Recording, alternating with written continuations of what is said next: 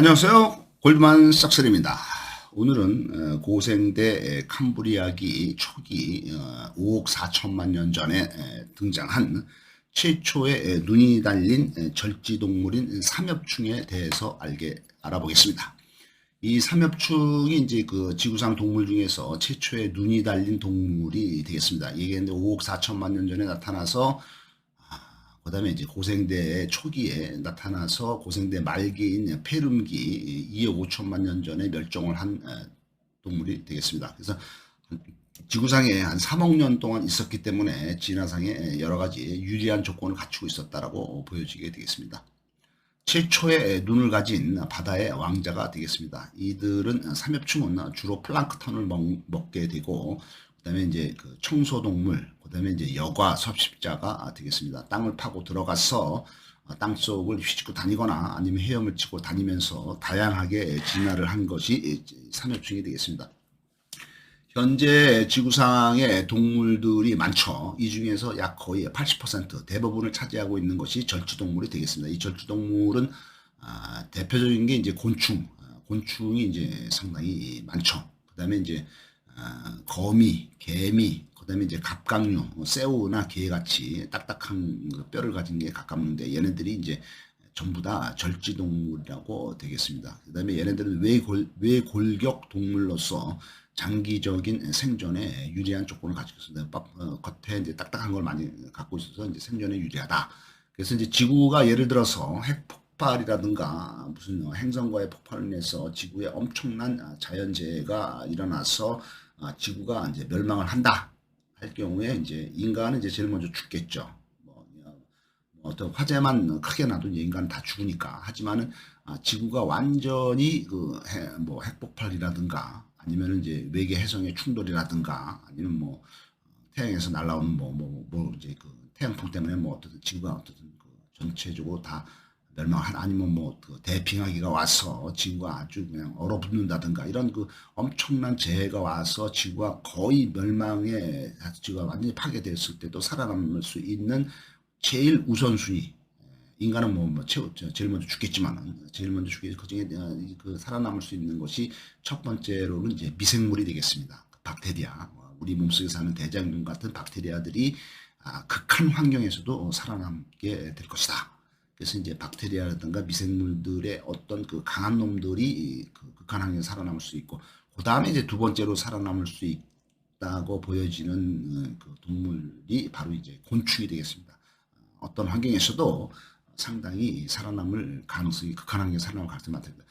지구상의 동물 중에서 약 5%만이 이제 척추동물인데 뼈다가 있는 동물이죠. 어떤 그 척추라는 게 이제 그 척수를 통해서 신경세포가 이제 뇌로 전달되는 척수를 갖고 있고 그 척수를 보호하는 것이 이제 뼈다구인 척추인데 이 척추동물이 이제 지구상에서는 이제 그 등뼈라는 척추를 갖고 있는 것이 이제 5%밖에 안 되는데 이들은 이제 그 좌우 대칭, 목과 머리, 몸통, 지느러미, 다리 뭐 이런 것이 좌우 대칭이고 꼬리가 있는 걸로 되어 있습니다.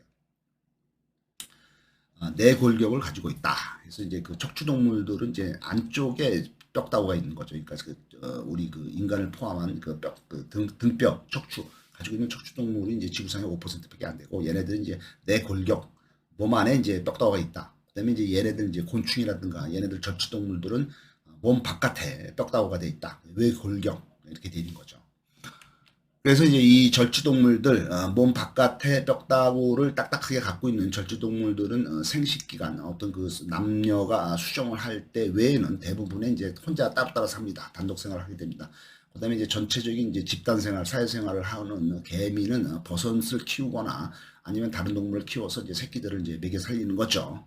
얘네들은 전부 다 암수 딴몸이고 체내 수정을 하게 되겠습니다. 그러니까 몸 안에서 이제 수정을 해서 새끼를 바깥으로 내는 거죠. 그러니까 바깥으로 이제 알을 내는 게 아니라 그다음에 이제 주로 양성 생식을 하지만은 이제 그 양성이라는 것은 이제 남성 여성 그래서 이제 둘이 만나서 이제 둘이 이제 교미를 해서 새끼를 까는 것이 주로 되지만은 환경이 어렵거나 뭐 조건이 안 좋으면은 혼자서 단위 생식 그러니까 암놈이 혼자서 알을 그 새끼를 낳는 거죠.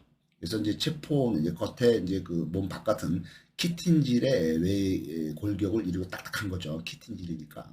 그다음에 이제 단단한 외피 큐티클로 쌓여 있게 되겠습니다. 큐티클이 이제 몸을 지탱해주는 그런 단백질이죠. 큐티클과 딱딱한 떡다귀인 키틴질로 되어 있다. 이렇게 되어 있습니다. 절지동물의 몸은 체절화되어 있다. 그러니까 나눠져 있는 거죠. 그러니까 그 체절, 그러니까 나눠져 있는 거죠. 돼 있고 큰 몸으로 바꾸기 점점 몸이 커져야 되기 때문에 저희가 처음에 태어난 몸에서 점점 탈피를 하는 거죠. 몸을 벗겨서 점점 딴 더 큰 놈이 나오고 또 이제 그게 이제 탈피를 해서 더 큰 성체가 되기 위해서 점점 탈피를 하게 됩니다. 탈피로 인해서 몸 크기가 3m 이내로 진다. 근데 그것도 이제 마냥 커질 수가 없기 때문에 가장 많이 커봐야 이제 3m 정도, 뭐 이 정도가 이제 최대 맥시멈이라고 되어 있습니다. 석탄기가 언제냐면은 3억 6천만 년 전부터 3억 년까지 이때가 이제 석탄기죠. 석탄기 전에가 대번기고 석탄기 이후가 이제 그 폐륜기인데 석탄기 때는 산소 농도가 급증을 하게 됩니다. 지금 지구상의 산소 농도가 평균 21%인데 비해서 이 석탄기 때는 산소 농도가 33%가 되겠습니다. 그러니까 산소가 엄청 대기 중에 많은 거죠. 33%의 산소 농도가 산소가 많다고 하는 것은 동식물들이 이 산소를 이용한 에너지 효율이 엄청 좋아지는 거죠. 산소가 많을수록 에너지 효율이 좋아지니까 에너지를 많이 만들죠. 그래서 이제 에너지는 이제 ATP를 만드는 게 분자당 산소를 이용할 경우에는 뭐 32개까지 만드는데 비해서 산소를 이용하지 않는 호흡을 하는 발효 호흡이라든가 뭐 이런 걸 할 때에는 거의 뭐 1개나 2개의 ATP밖에 못 만드는 산소가 효율이 엄청 좋기 때문에 이 석탄기 때 산소 농도가 33%일 때의 동식물들은 엄청난 크기까지 이제 커지게 되는 거죠. 그래서 이때 아주 큰 절지동물들도 나타나요. 절지동물이 이제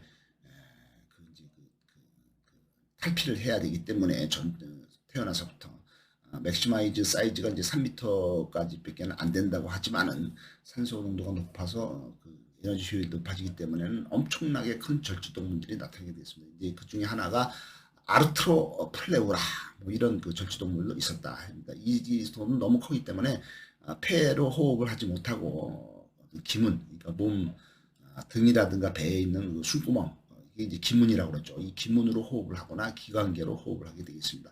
기문을 통해서 체액을 직접 공기에 노출을 해서 호흡을 하는 걸로 되어 있습니다. 그래서 간단하게 절지동물인 삼엽충, 최초의 눈이 다닌 동물인 삼엽충과 비슷한 그 당시에 이제 동물들에 대해서 간단하게 알아봤습니다.